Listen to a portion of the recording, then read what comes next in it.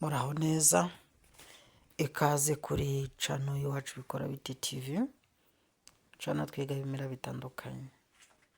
Ndabashujeho rero mwese abadukurikiye mwicecekeye, abadukurikirana buri munsi, ikaze kuri iyi cano no mu bihugu bitandukanye, namwe turabashuje. Kuri uyu munsi rero tugiye kwiga umuti uri hano, umuti bawita urukundo cyangwa amafuta ya nyota katika lugha ya Kiswahili. Aya mavuta rero nabonye ari amavuta meza kuba twakoreshejeho, cyangwa uwigeze ayagura cyangwa uyazi nawe yazadusangiza akamaro k'aya mavuta. Ariko njye nabonye aya mavuta ari meza pe, ku bantu bagira inkundo mu buzima busanzwe. Rikanze mujye mwumva ese akora iki mu buzima busanzwe, ubashe kugera gute, ubashe kuyakoresha. Ariko wamaze kumva ese abohora iki, afungura iki, ahagarika ibiki, mbese akora uti. Aya mavuta ni made in Tanzania, ariko aya mavuta ntabwo apfa gukoreshwa yonyine, hari ibindi bimera bibiri ndababwira bigendana. Aya mavuta rero ni amavuta meza cyane akunda gukoreshwa mu bihugu bitandukanye, yaba ari ibihugu biri muri Afurika cyangwa Amerika. Aya mavuta nta hantu utayasanga kuko akunda kuboneka, ariko ntabwo wapfa kujya ku muganga runaka ngo upfe kuyabona, ahantu nyine ava. Aya mavuta rero akora iki? Icya mbere, ku bakobwa bagiye gushaka, n'abasore ndaje mbagereho. Ku bakobwa bagiye gushaka hari ukuntu umusore kuvuga ngo cyangwa umusore tuzajya gufata irembo, cyangwa mu gihe cyo gupanga ubukwe bugapfa. Aya mavuta icyo akora ni iki? Manza wibaze, kuki njya gukora ubukwe bukanga, bari gupfisha ubukwe rimwe, kabiri, gatatu, kane, gatanu, ni iki kibazo kiriho?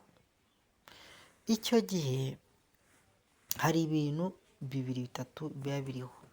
Hari igihe muba mufite karande itemera ko mushaka, nawe ukazasaza nkaba, ubwo ntabwo mbavuze mwebwe, mushobora kuba mubaziho, ugasaza nka runaka washaje adashatse, washaje atabyaye.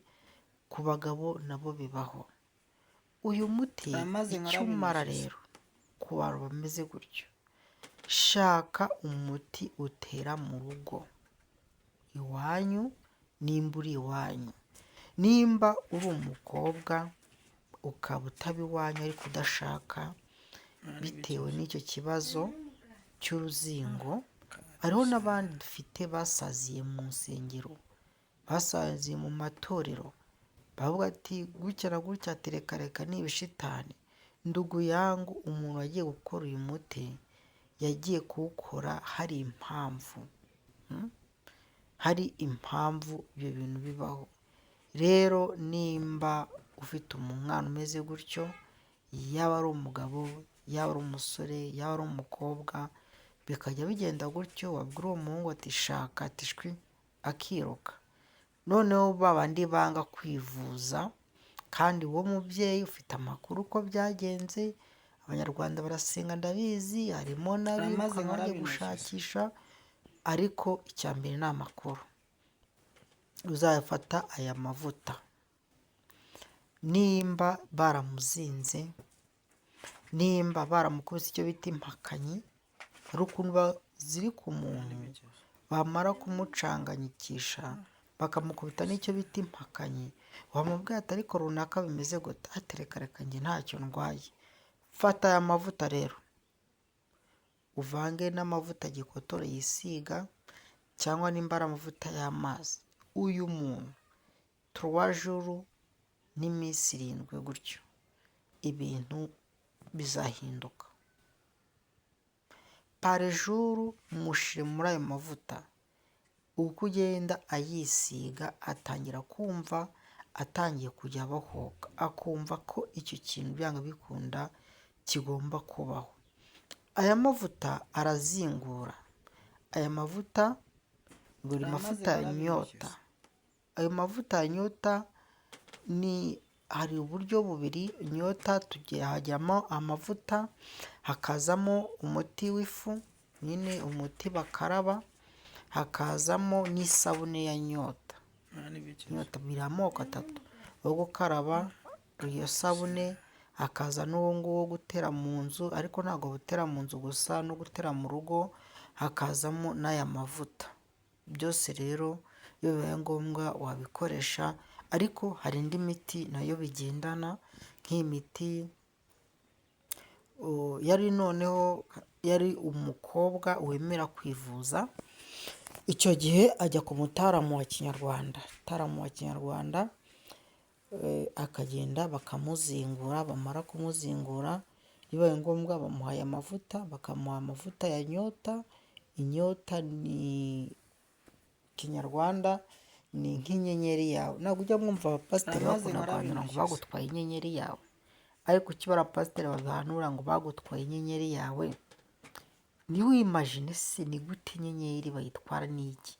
Ni bya bintu bagenda bakakuzingiramo, bakavuga ngo ntuzigera ugira gute, ntuzigera ubyara. Kwa muganga bakagupima pe. Njya mbabwira ngo mujye mujya kwa muganga, mugire gute, mwisuzumishe, bagasanga muri bazima nta kibazo mufite. Kuki iyo mwumvise kwa muganga ko nta kibazo mufite, bakubwira ati jya gushaka umutaramu agufashe abazingure barebere, ntimujyeyo. Ubwo uyu nguyu uzingura ibyo bintu. Uyu muti ba bantu bamara kwiga bakabura akazi, hari ukuntu umara kwiga bagahita babana ya nyenyeri yawe, bagahita bayifunga. Wajya ukapurayinga ukagarukira ku munota wa nyuma, ukapurayinga ukabura akazi, n'akazi ubonye ntukamareho n'ukwezi kumwe, kwa kwezi kukajya gushira bakwirukanye. Mbega ngome baragwira.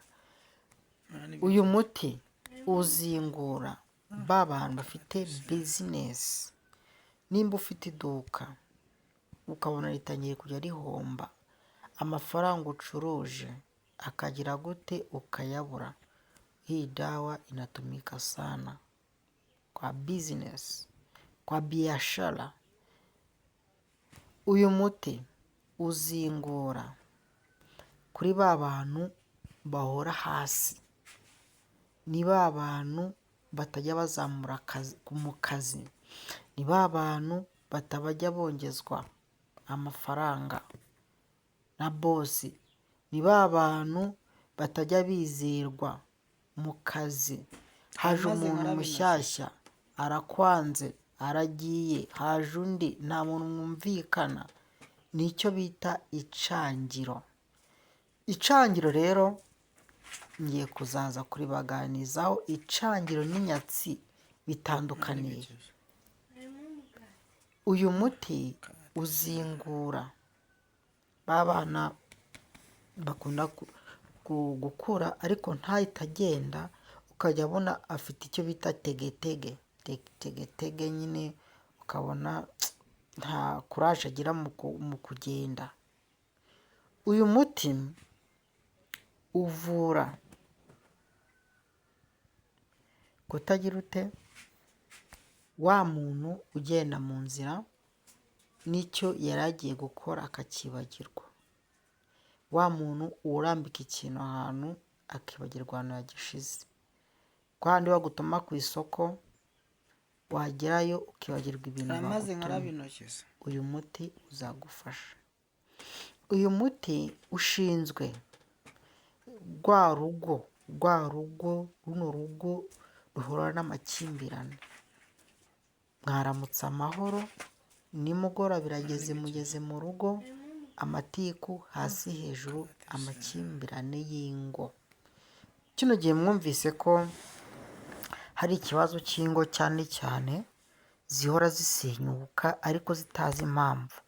Bantu rero mufite ikibazo, ibimenyetso bya mbere mushobora kuba ari ibyanyu ariko hariho n'ibindi babateza mu rugo. Ikimenyetso cya mbere, uzumva hari ibintu biguye hejuru y'inzu ukagira ngo ni nk'amasaka cyangwa imvura, uzamenye ko biriya bintu hari ikibazo kije mu rugo.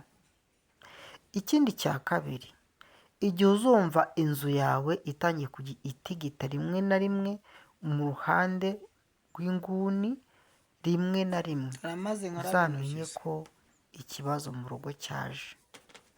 Nubona umuntu akunereye ku muryango cyangwa ahantu hose ushobora gukora cyangwa ahantu hose ushobora guhura n'ibikorwa byawe bya buri munsi, ugasanga umuntu yakunereye ku muryango w'inzu yawe shawe, ugasanga umuntu yakunereye ku gipangu ku muryango neza neza, uzamenye ko ibibazo mu rugo bivutse.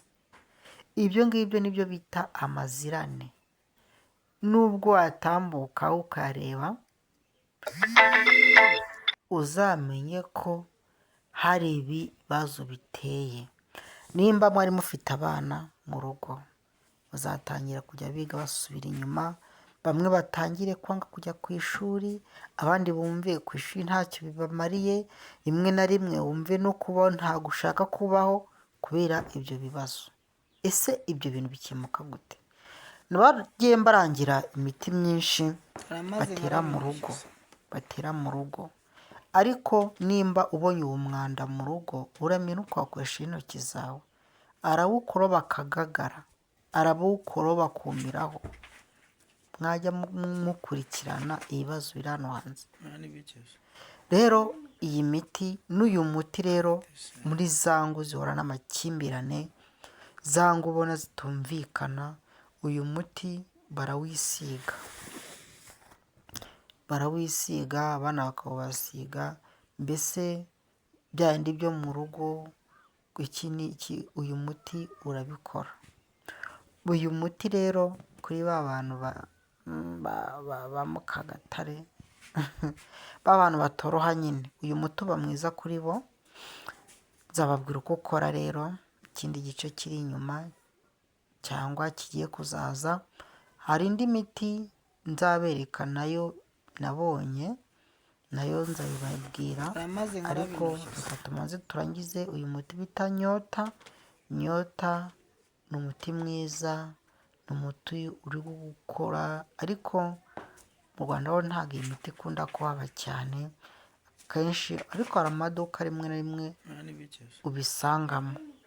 Uwushaka rero namurangira ahantu awukura, ubundi akazajya kureba nawe akagerageza amahirwe, cyangwa tukawugura tukawumwohereza. Bantu banjye rero icya mbere ni ugusenga. Gusenga nibyo bya mbere, ibindi byose biza nyuma. N'uwizera Imana ukayizera kandi ugahaguruka, bizagufasha muri ubu buzima. Umunyarwanda aciye umugani, akanyoni katagurutse ntikamenya iyo bweze. Niba ufite gahunda ukumva, nimba usenga tuzi ko Imana ivuga, bakakubwira ati barakuzinze, washatse umutaramu akakuzingura, cyangwa ukaza bakagufasha, kuko niko kazi dukora.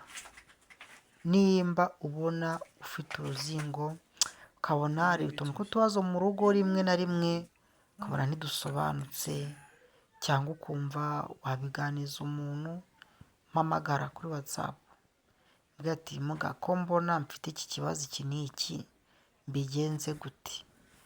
Ibi bintu tubabwira nta hantu bitaba. Waba ukomeye, waba woroheje, waba uri hasi, waba uri hejuru, waba utambitse, waba umanuka, ibibazo ni byinshi, sibyo?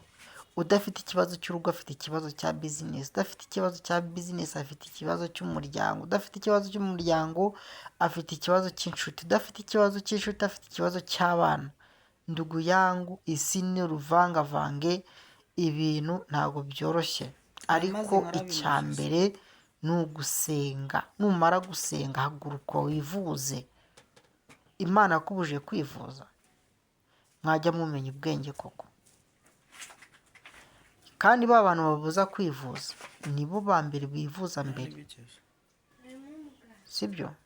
Ariko mujye mumenya ko Imana idukunda ubuzima twese, ariko aya mavuta ya nyota ni amavuta meza, ntacyo atwaye, mbese yoroshya ubuzima. Murakoze cyane rero, Imana ibarinde, ikomeze ibane namwe imbere n'inyuma, iburyo n'ibumoso, ibagure muri byose, aho uva n'aho mujya. Imana ikomeze ibarinde. Umuntu akenera azambwire, nzamurangira ahantu azayasanga, azagende ayigurire cyangwa tuzamutumire amugereho, kuko aya mavuta ni meza, ntacyo atwaye, ntago anyobwa. Ushobora no gufata duke ugatera no mu mazi ukikarabira, iyo mikoshi yose, izo nyatsi, kudakora, wumva nta gutuza, ukumva ufite agahinda gakabije, ukumva uriheba, umva aya mavuta azagufasha. Murakoze cyane, Imana ibarinde, cawe.